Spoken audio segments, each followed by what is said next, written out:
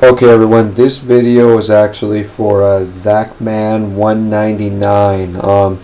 You had asked me to make a little video or explain to you about hibernating corn snakes, preparing them for breeding. And as you can see, I've got my large enclosure here opened up. And I think it's really important to emphasize, I don't care what anybody says, corn snakes do not require hibernation to breed. I've bred them before without hibernate, and I don't, the term hibernation isn't really even proper for what I do, at least. I cool them down, but I don't necessarily put them to sleep like they would in the wild. Go to sleep.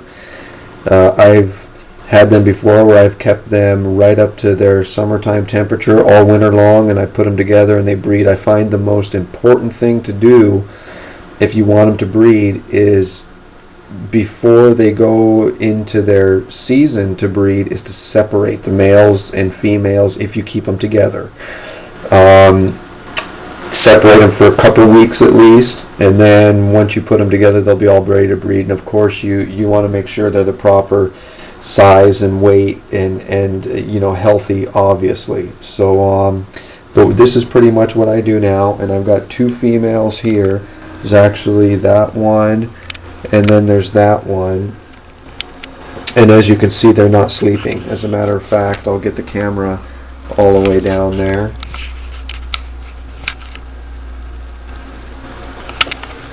As you can see, this one is pretty active considering right now. She might bite the camera. I don't know. She's interested in that light. But yeah, see, they're not sleeping. I cool them, and basically what that is what I do, at least, is I will cool them to approximately like 68, 70 degrees in all day long. They'll get down into maybe the low 60s, upper 50s all night long, and I just pretty much do that all winter. I keep their water full. I keep offering them food. I feed every 7 days, but during the winter time all of my snakes go to 14-day feeding cycles, so they're not eating as much. A lot of times I have one male that's gone a month now with no off feed, so yeah, it's not really anything to worry too much about. But that's really it. I mean, I know it's not that much information. I would just recommend cooling them, or like I said, you don't have to. I find that I have the best results. They breed faster when they come into season, and you get more eggs out of the females per clutch if you cool them down in the wintertime as opposed to not cooling them down in the wintertime. So, and that's, speaking of more eggs per clutch, that's another very important thing that you have to be real careful for, is how many clutches they have. I normally don't really breed any one female any more than one time per season, because there's just no reason for it.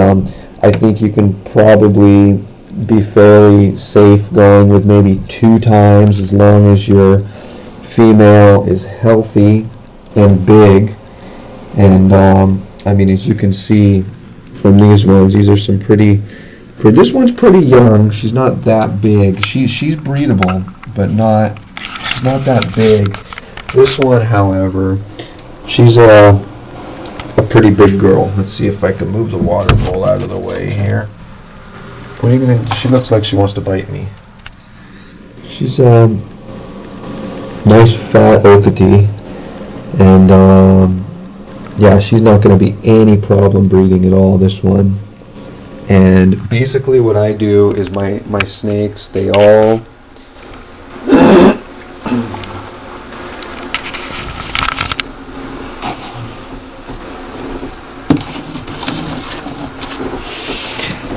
stay apart. They're all completely separated all the time.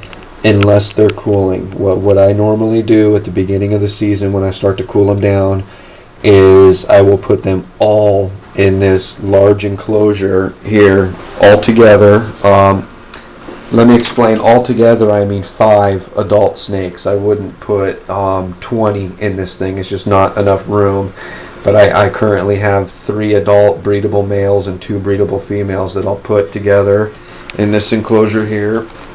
And obviously there'll be more than just that one little hide there. These girls aren't really using any hides right now, but anyway, I'll put them all together.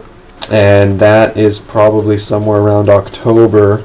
And then as we come now into early to mid-December, I will separate the males from the females, still housing them together. So right now I have my 2 females inside here. And down here in this other enclosure, I have my 3 males. The males are fairly, if I can get around to the other side here, can't really see them too good. The males, you can see one of them. They're probably all in there, to be honest with you. Let's see if we can. Yeah, they're all curled up in there together. You can see, oops. There's a dark albino, a light albino, and a ghost male in there. You can see the ghost male's head right there. See, he is not a very big male there. But, anyway, yeah, so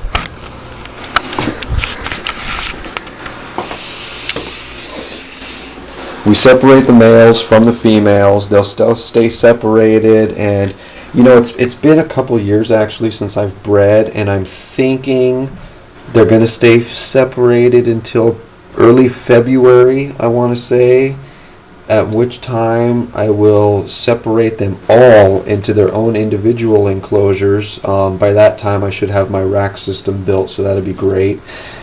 And for the month of February they'll be all by themselves, and then beginning in early March is when we'll start pairing them up.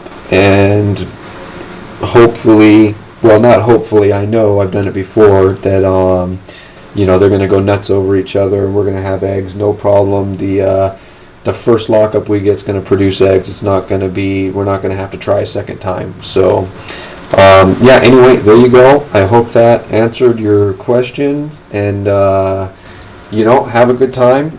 Be responsible about it. That's the biggest thing, and keep on enjoying those snakes. If you got any more, just let me know.